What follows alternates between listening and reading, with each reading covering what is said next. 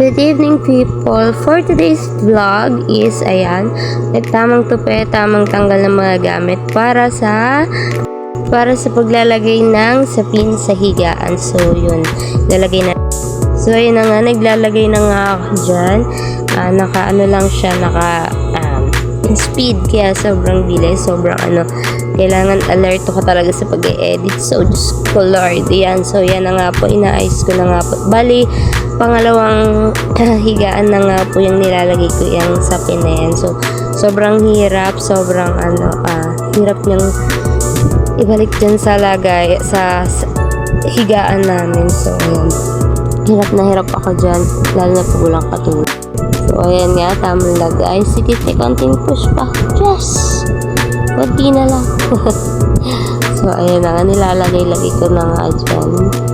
So, ayan, sobrang hirap magbalik, ang daling magtanggal, yun na po ito. So, ayan na nga, sobrang hirap.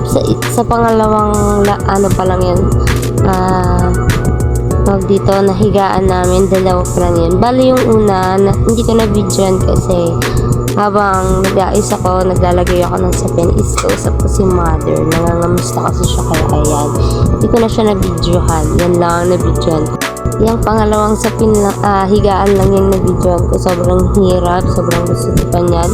Hindi ko talaga siya maayos kasi sobrang hirap na nga ako yan.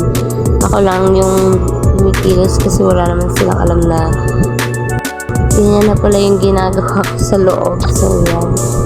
Busy rin sila. Si Bunso, wala. Kung mapapansin nyo, wala siya dyan kasi hindi siya sa kanyang dada. Inalagaan ako, nagaganyan. So, ayan na nga.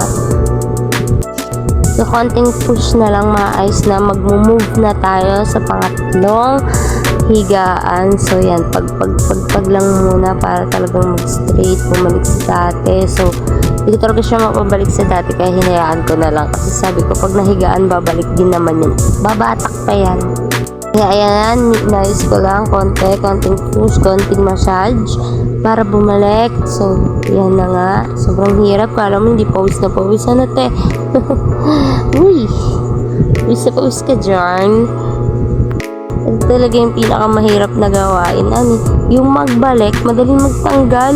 Pero ang hirap magbalik. Diyos ko Lord, kung ano pang basta ginawa ko dyan, naka-speed lang. Kaya hindi halata.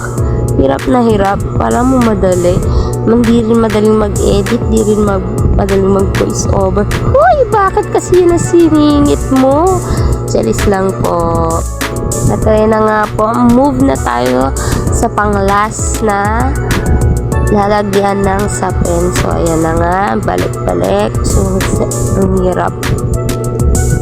Makakaraos na tayo sa hirap. Ayan na. So, yan. Balik-balik. Sulot-sulot. Sige, push mo yan, te. Kaya mo yan. Sa part na yan, tinatawag na ako ni Clint. Hindi ako sumasagot. Kasi nahihirapan na ako magbalik. Pero sabi ko, sige, wait lang. Tapusin ko lang yan. And then, bababa na ako. Kasi umiyak na si Bunso para, nagugutom na siya. So, ayan.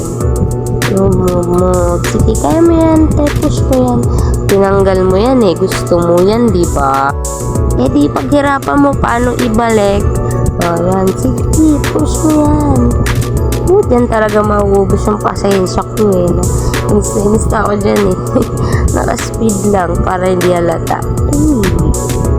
Dinaya. Diyos ko Lord, ayan na. Sa pawis ko, ano ng posisyon na nga nangyayari dyan. Ako po, matapos lang ang aking gawa. Ayan. Konti na lang at matatapos ko na. So, yung electric pang buti hindi nahulog. Diyos ko Lord. Ngayon ko lang napansin, gumagalaw-galaw din pala siya. Habang nag-i-edit ako, naku po. Pero tinamaan ako niyan. Ayan, sige, konting push pa.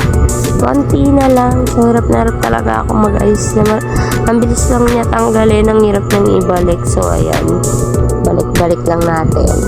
Ayan, kahit sobrang pawis na ako dyan. Ayan, binaba ko na siya para todo talaga siya. Nandyan si Clint. Ganun, hindi lang makikita sa vlog. Kasi, nan sa may hagdanan siya dun. Tapos, ayan lang ako. Yung camera, inalis ko dyan sa So, ayan. Tamang pagpag. Sige, nang maayos. Tinatawag niya na. Pang ilang tawag niya na yan sa akin. Sabi ko, wait lang. Tapusin ko lang yung ginagawa ko para hindi na hindi na maistorbo. Kaya ayan, sige, push pa.